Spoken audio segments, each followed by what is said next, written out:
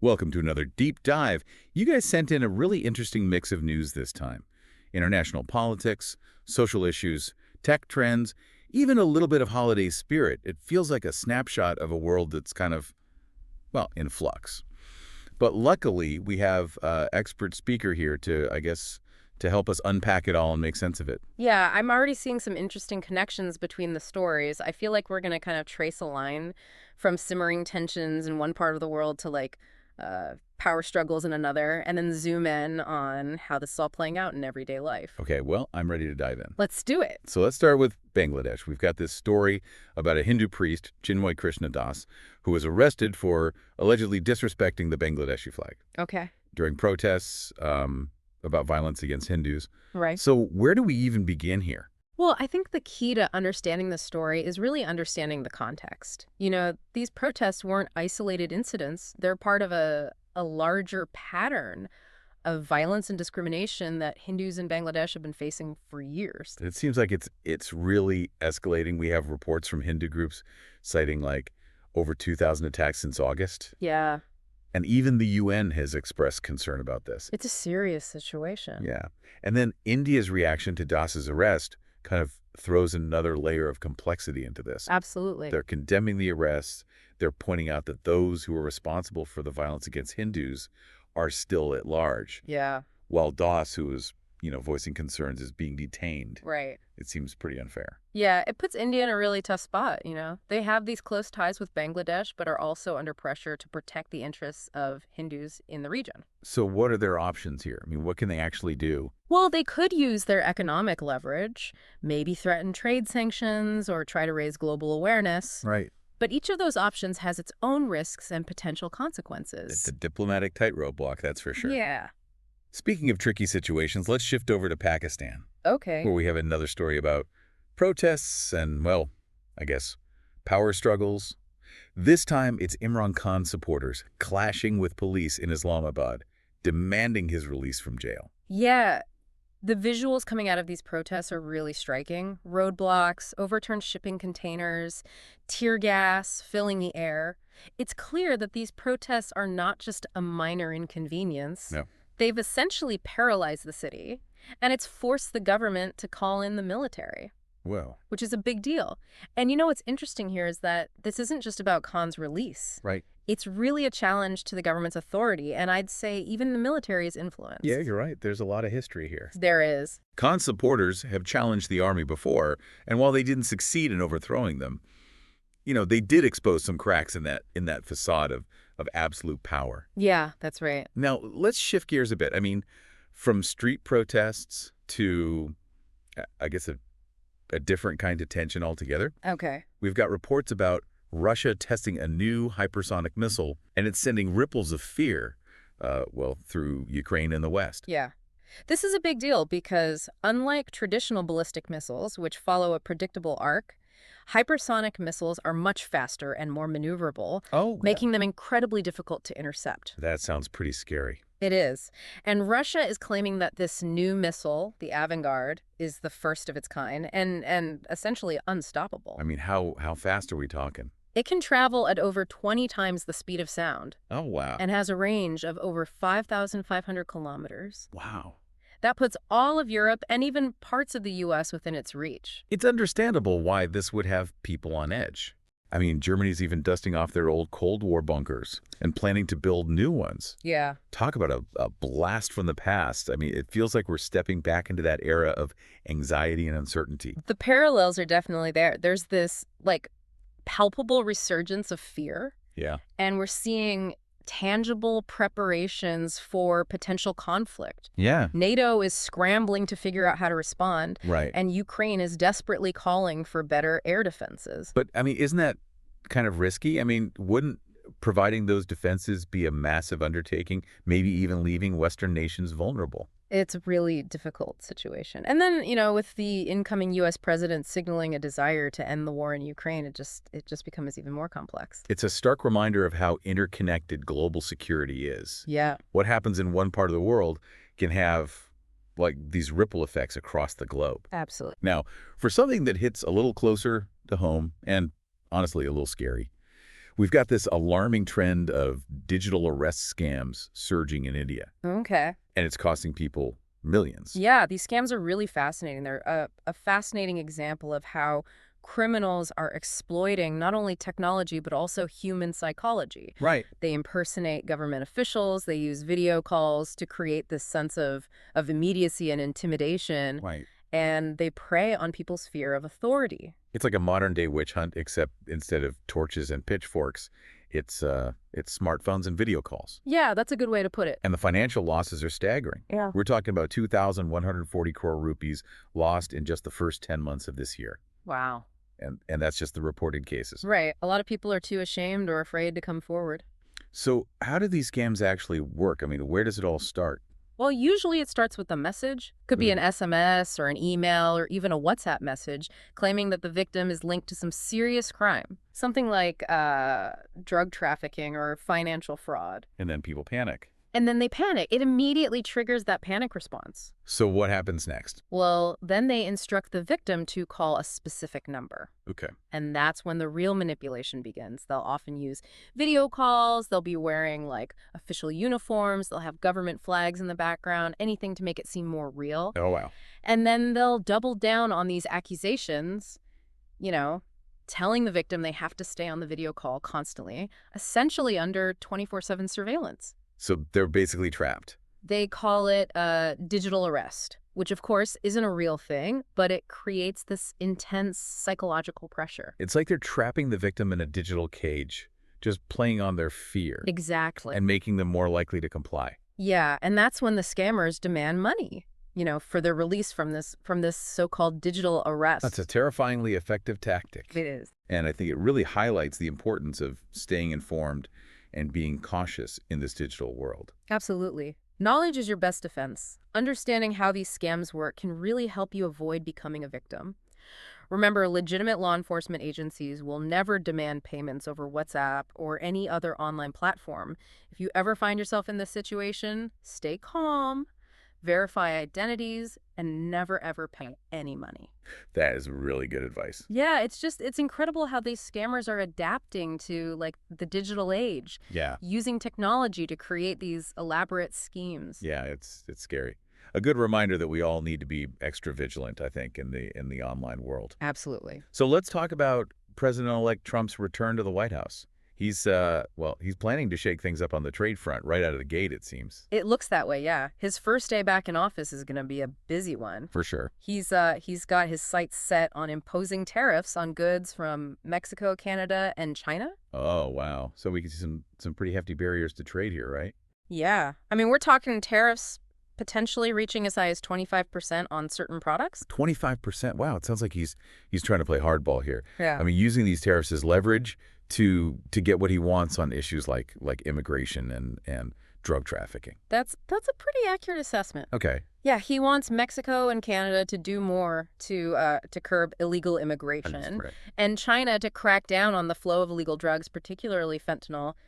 He sees these tariffs as a way to kind of force their hand. But couldn't this lead to a full-blown trade war? That's the big question. I mean, especially with some U.S. allies like Germany already voicing concerns. Yeah. What are they saying? Germany's economy minister has even hinted at the possibility of countermeasures from Europe. So it's a delicate balancing act. It is. And the global economy could really feel the tremors if things escalate. For sure. And so where does India fit into all of this? Is Trump planning to target them with tariffs as well? Well, right now, India seems to be off the hook. Okay. But, let's not forget that Trump has a history of calling India out on their trade practices. He has, yeah. He's called them trade abusers in the past and criticized their high import barriers, particularly the ones affecting products like Harley-Davidson motorcycles. So even though they're in the clear for now, there's no guarantee it'll stay that way. Right. Indian exporters might want to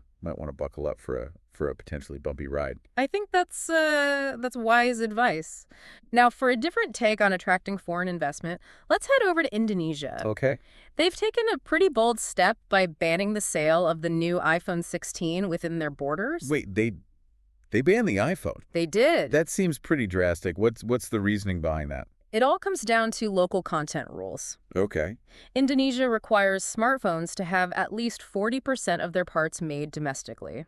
The iPhone 16 doesn't meet that requirement, so they've essentially blocked its entry into the Indonesian market. So they're using like market access as leverage to pressure Apple into investing in local manufacturing. Yeah. That's pretty savvy. It is. It's a little aggressive, maybe, but it's a savvy tactic. Yeah. And I mean, they have a strong position, right? I mean, Indonesia's the world's fourth most populous country That's right. and the largest economy in Southeast Asia. That's a massive market that any tech company would be hesitant to lose. For sure. So I wonder if other countries are taking notes. I think so. Could we see more of these market access for investment strategies in the future? Oh, we already are. India's a great example. Oh, really? Yeah, back when Hyundai and Suzuki were the first foreign car makers to enter the Indian market, they had to agree to manufacture in India before they could sell their cars there. That's a really interesting parallel. Yeah. It highlights how countries can wield their market power to kind of influence the decisions of these multinational corporations. Exactly. But there's a delicate balance there, right? Yeah, you hit the nail on the head. Push too hard and you risk alienating companies and limiting consumer choice. Yeah. But be too lenient and you could end up harming your domestic industries. It's all about finding that sweet spot. That's right. Now, let's turn our attention to a region grappling with a growing security threat, the Sahel region in West Africa. Okay. We've got reports about ISIS gaining ground there, and it's raising concerns about the potential formation of a new caliphate. Yeah. It's a reminder that the fight against terrorism is constantly evolving, and the battlegrounds are shifting. They are. It's a complex situation. It is. With a lot of history. ISIS's branch in the Sahel, the Islamic State Sahel Province, or ISSP, wasn't officially recognized by the main ISIS group until 2022. Okay. And by that point, the caliphate in Iraq and Syria had largely collapsed. But even without that formal recognition, ISSP, along with other groups like Al-Qaeda's affiliate in the region, JNI, which stands for Jama'at Nusrat al-Islam wal-Muslimin, Right. they've been terrorizing the Sahel for over a decade, Yeah. slowly expanding their influence and destabilizing the region. Yeah, and the situation's been further complicated by military coups in Mali, Burkina Faso, and Niger. The militaries in those countries they claim they took over because civilian governments weren't effectively combating the terrorists. But instead of like quelling the insurgency, it seems like the coups have had the opposite effect. Yeah, that's right. They've created more chaos, allowing these terrorist groups to gain even more ground. Exactly. And now we're facing, I mean, the alarming prospect of a new caliphate emerging in West Africa. It's a scary thought. It's a scenario that has U.S. counterterrorism officials deeply concerned. Yeah. They see it as this long-term threat with the potential to destabilize the entire region. Yeah. And even provide a launch pad for attacks on Europe and the U.S. It's a real concern. It is. It's a wake-up call that, Right. that this threat needs to be, taken seriously, Yeah. and addressed with a comprehensive strategy. Absolutely. Switching gears now, let's talk about a controversy that's erupted within the Indian Army, raising questions about gender and leadership. Okay. A senior officer sent out a letter criticizing the performance of women commanding officers or COs, and it sparked like a heated debate about the challenges of integrating women into leadership roles in the military. Yeah, this letter, it raises some serious concerns. The officer claims that that women COs lack tact and empathy, Okay. rely on force rather than building mutual respect, Okay. file complaints too easily, and have a sense of entitlement. Yeah. It's a pretty scathing assessment. It is, but it's important to remember that this assessment is based on the experiences of only 8 women COs. Right. It doesn't represent the performance of all women in leadership positions within the Army. That's a really good point. But even if there are, legitimate concerns here, was this the right way to address them? That's where things get tricky. Yeah. Some women officers have found the letter deeply offensive Understandably. and argue that these issues should have been, addressed privately and with more respect. Right. And they point out that women were only allowed to become COs in 2020. Oh, wow. That recently. Yeah. So it's natural that there would be challenges and a learning curve. Yeah. It seems like there needs to be a more constructive approach, focusing on providing support and training to help women leaders succeed, rather than resorting to public criticism and generalizations. I agree. It seems like this situation underscores the need for like open and honest discussions about gender dynamics within these traditionally male-dominated institutions. Hmm. We need to create an environment where both men and women feel respected and valued, and where legitimate concerns can be addressed in a productive way. Exactly. It's about finding that balance between acknowledging the challenges, but also ensuring equal opportunities for everyone. Now, for something a little lighter but still thought-provoking, I guess, Okay. let's talk about climate change. Yeah. It seems like even Santa Claus isn't immune to its effects. You're referring to the news from Rovaniemi, Finland, Yes.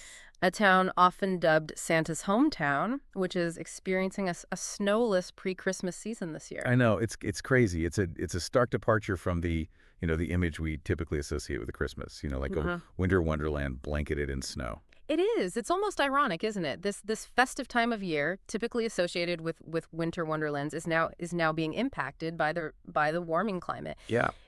It really drives home the reality that climate change is affecting every corner of the planet, even the most magical ones. And this local phenomenon is really like a microcosm of what's happening in the Arctic as a whole, right? Exactly. I mean, the region is warming at an alarming rate, nearly 4 times faster than the rest of the world. Yeah. And it's having these cascading effects. It is. Warmer winters they're disrupting ecosystems, affecting traditional activities like reindeer herding. Right. I mean, and posing challenges even for Santa's reindeer. Yeah. Who are finding it harder to find food. It's true. It's a poignant reminder that climate change it's not just an abstract concept. It's having real consequences, impacting our lives and even threatening our cherished traditions. It is. It's a call to action for all of us. We need to take steps to protect our planet and preserve these fragile ecosystems, not just for Santa and his reindeer, but for future generations. Now let's talk about something that's both exciting and a little unsettling. The potential impact of artificial intelligence, or AI, on the future of work. Okay. I mean, AI is already making waves across various industries. It is. I mean, from automating tasks to generating content. Yeah. And some experts like Jamie Dimon, the CEO of JP Morgan, believe it could lead to a shorter work week. Okay. Maybe even a 3.5-day work week. That's a pretty radical idea. It is. But the thinking is that AI will take over a lot of the repetitive and mundane tasks, freeing up humans to focus on more creative and strategic work. Right. And there's actually research backing this up. Studies have shown that a 4-day work week can be just as productive, if not more so, than a traditional 5-day week, especially when AI is used to like streamline tasks. It's pretty interesting. I mean, it's fascinating to think about the possibilities. I mean, imagine having an extra day off every week. I know it would certainly change the way we live and work. But there are also challenges to consider. Not every country has the infrastructure or the technological readiness to embrace this kind of shift.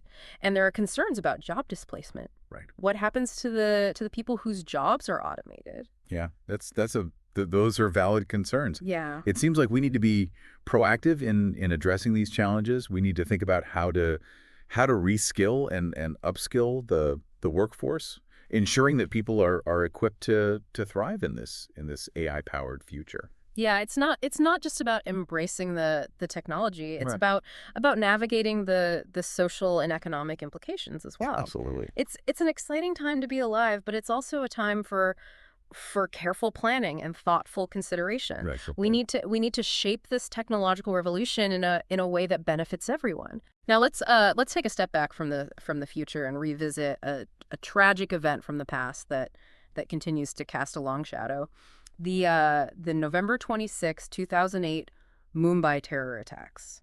It's a day etched in the memory of many Indians, a day of unimaginable horror and loss.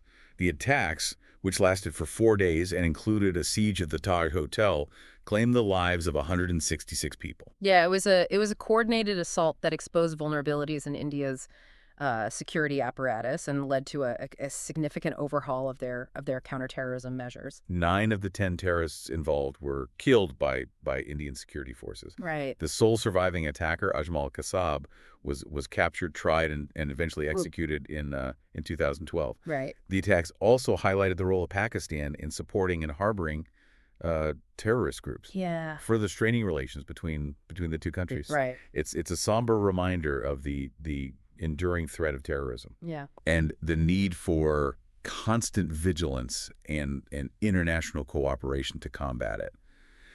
Now, for a bit of a change of pace, let's look at how politics and cricket collided in India recently. Okay. This is a great example of how two of India's biggest passions, politics and cricket, can sometimes clash, creating quite a stir. Yeah.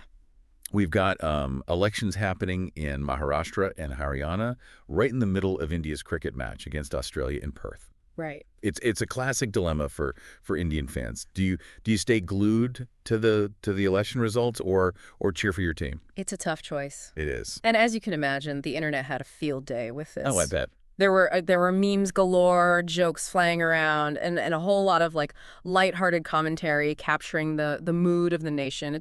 It's a testament to India's vibrant democracy and the passionate following that both politics and cricket command. It's a great reminder that even in the midst of serious events, there's always room for a bit of humor and camaraderie. Now, for a touch of, I guess, wholesome news, how about those turkeys pardoned by U.S. President Joe Biden ahead of Thanksgiving? It's a tradition that never gets old. It really isn't. This year, the lucky turkeys were named Peach and Blossom. And of course, they're in little bios. Of course they did. I mean, Peach dreams of seeing the northern lights. That's cute. And Blossom lives by the motto, keep calm and gobble on. I love it. It's such a fun and lighthearted moment. It is. That reminds us of the human side of politics. Yeah. Now, back to the global stage where we have news of a new operation by Israel in southern Lebanon. Okay.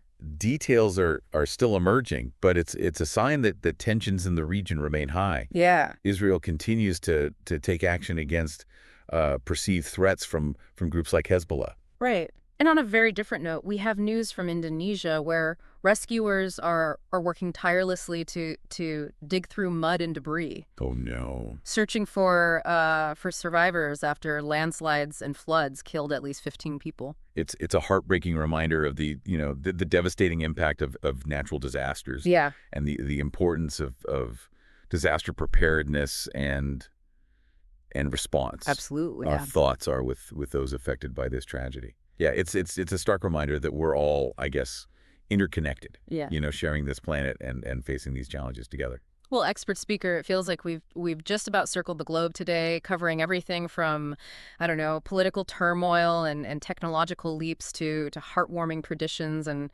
those sobering reminders of nature's power. What a journey this deep dive has been. It really has. It's amazing how these seemingly disparate stories, they start to weave this tapestry of the world as we're experiencing it. And I'm curious, what threads in that tapestry stand out most to you? What's got you thinking differently? I think for me, it's this recurring theme of power dynamics. Okay. Whether it's on the streets of Islamabad or in the halls of government or even in the digital world. Yeah. It seems like everyone's vying for control, trying to, I don't know, leverage whatever they have to shape the world around them. That's a really insightful observation, and it makes me think about the responsibility that comes with that power. How do we ensure that those in positions of authority are using their influence for good? How do we hold them accountable when they don't? I mean, these are questions that resonate across all these stories, from the Bangladesh government's handling of the Hindu protests to Trump's tariff tactics. Yeah. It's a reminder that power isn't just about strength or dominance. It's about how that strength is used. Yeah. What about you? I mean, what's stuck with you from this deep dive? I think for me, it's this realization that the world is changing at an unprecedented pace. Yeah. Whether it's the rapid advancements in AI, the shifting landscape of global terrorism, or even the impact of climate change on our holiday traditions. I mean, we're living in a time of constant flux. Yeah. And it's both exhilarating and daunting. It feels like we're at a crossroads, Yeah. and the choices we make now will have a profound impact on the future. Yeah, I couldn't agree more. It's both exciting and a little overwhelming. It is. But that's what makes these deep dives so valuable, right? They give us a chance to pause, Yeah. take stock of all that's happening around us, Right. and hopefully emerge with a better understanding of the forces shaping our world. Exactly. And it's not just about, absorbing information. It's Mm, about sparking curiosity, challenging assumptions, and encouraging critical thinking. yeah. So to our listener, we hope this deep dive has left you with more questions than answers. We hope it's inspired you to dig deeper, to explore these topics further and to form your own conclusions. The world is full of, complexities and contradictions and endless possibilities. It is. Embrace the uncertainty, stay curious, and keep learning. I like that. And who knows, maybe your next deep dive will lead you to discover something truly groundbreaking. Until then, keep exploring, keep questioning, and keep those insightful news selections coming. And that's a wrap on another deep dive. Until next time, keep diving deep.